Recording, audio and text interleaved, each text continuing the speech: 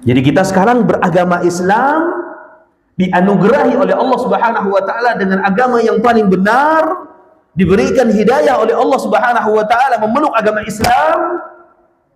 Maka ini nikmat teragung dan nikmat terbesar yang Allah Subhanahu wa taala anugerahkan kepada seorang hamba, lebih dari nikmat-nikmat yang lainnya.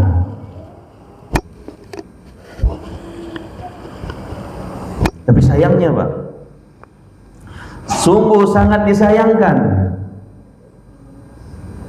banyak orang yang Islam, kalau kita perhatikan KTP-nya Islam, kalau kita perhatikan dan kita dengar pengakuannya Islam,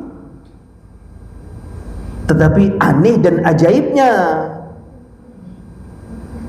dan nyata, banyak kaum muslimin yang ketika kita tanyakan kepada dia tentang Islam, maka mereka diam 1000 bahasa. Mereka tidak mengetahui tentang Islam. Mereka tidak mengetahui tentang kewajiban-kewajiban dia kepada Allah Subhanahu wa taala. Ini sebenarnya kalau kita boleh katakan aib bagi seorang muslim, ketika ditanya tentang Islam, dia tidak tahu tentang Islam itu sendiri.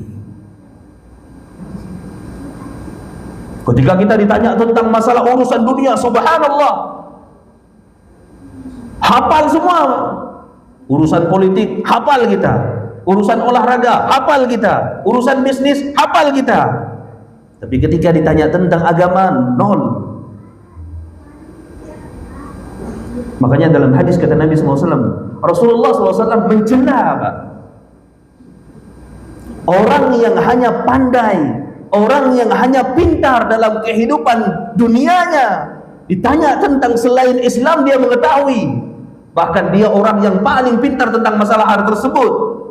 Tetapi ketika ditanya tentang Islam, bahkan ditanya tentang rukun Islam, bahkan ditanya tentang sholat, bahkan ditanya tentang rukun sholat, bahkan ditanya tentang kewajiban dia kepada Allah Subhanahu wa ta'ala, nol besar, tidak tahu, tidak bisa jawab. Ini dicela oleh Rasulullah SAW.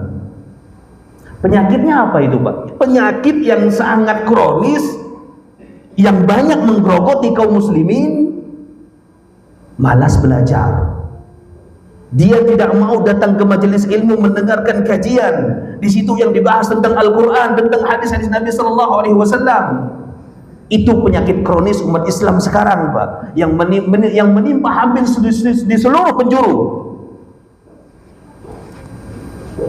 Tidak mau belajar. Anda akan ditanya, Pak, tentang waktu, tentang umur yang Allah Subhanahu wa ta'ala berikan kepada kita. Sangat-sangat mustahil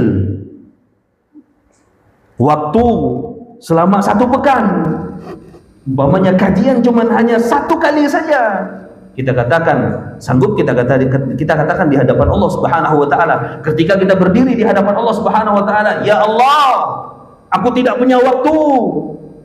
Kalau Anda sanggup mengatakan itu, lanjutkan. Itu penyakit umat Islam satu, Pak.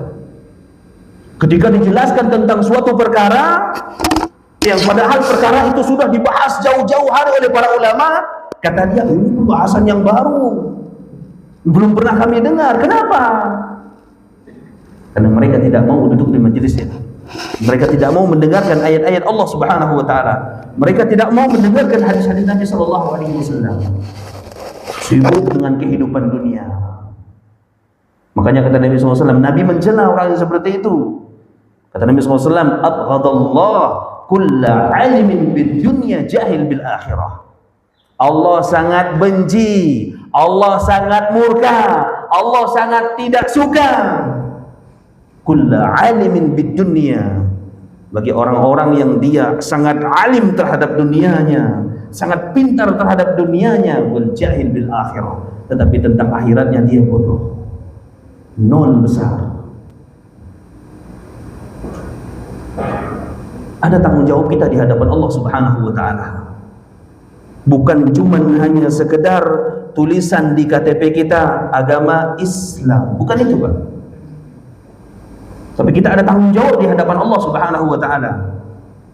Ada kewajiban-kewajiban kita kepada Allah Subhanahu wa taala yang wajib bagi kita untuk kita tunaikan. Dan kewajiban itu tidak mungkin, wallahi demi Allah, kewajiban yang Allah Subhanahu wa taala wajibkan kepada kita, yang Allah Subhanahu wa taala tuntut dengan kita, tidak mungkin bisa kita laksanakan dengan baik dan benar kecuali dengan kita belajar, kecuali dengan ilmu.